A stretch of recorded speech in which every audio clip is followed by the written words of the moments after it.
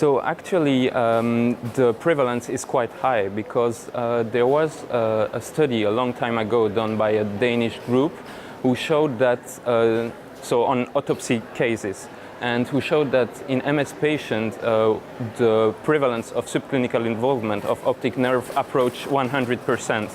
And actually, the same group did a study comparing two groups, a group with MS patient with eye symptoms and another group without eye symptoms, and performed a battery of tests on those two groups and managed to find out that 72% of patients without any eye symptoms have optic nerve involvement. So the prevalence is quite high. And it's important to do the visual assessment for two main reasons. The first one is the diagnosis, of course. So as you probably know, to make the MS diagnosis, you need dissemination in time and in space. And so find a lesion on the optic tract and another one in the cerebral MRI, for example, could lead to the diagnosis earlier on and then start a treatment earlier on as well. And the second main thing is the monitoring. So with that kind of tool, you can monitor your visual function in time. And you can also see if you are worsening or if you are improving or if you stay stable. And if you are worsening, you can say that to your neurologist, and the neurologist could maybe change your treatment early on as well. So it could be really important for that matter.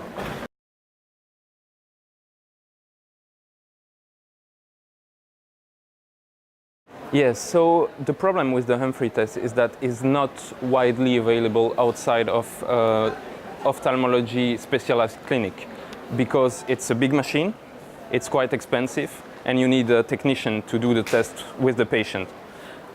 So basically, this situation leads to a long waiting list, and neurologists usually don't send their patient at the beginning of the disease because patients don't have any eye involvement to the ophthalmology clinic. And that's a shame because, as I said before, you can maybe find a visual impairment.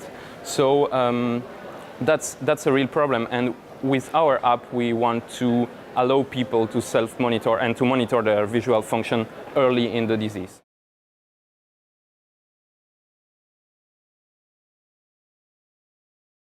So basically for our app, it's really easy to use. You just need your smartphone and you need a headset. So for the headset, you have two options. The first option is to go on internet and to find a plan to do your own one out of cardboard. That's what we did. Or you can also buy a real headset. Samsung and Google have their own brand, so they sell that. It's around 40 to 45 for the cheapest one. And then you will have to download the app. It's for free on the Android market. It's not available now because it needs to be validated first, so we need to continue our stuff first. But then it will be free of charge. You can download it and then just push on the icon of the app on your smartphone, on your screen, and open the app, and you will have to choose which eye you want to assess first.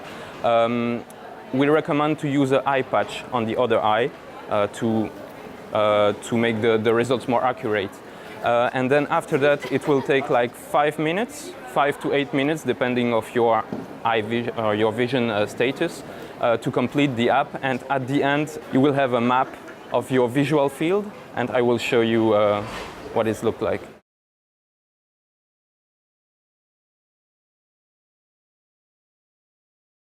Basically, at the end of the Humphrey test and at the end of our app test, you have a map of your visual field. So what we did is our designer team developed a software to compare both images. So basically, in your map, you can separate the map into 54 different zones and then superimpose those two images, and the software will compare those two and give us and calculate the percentage of match between both. So that's what we did.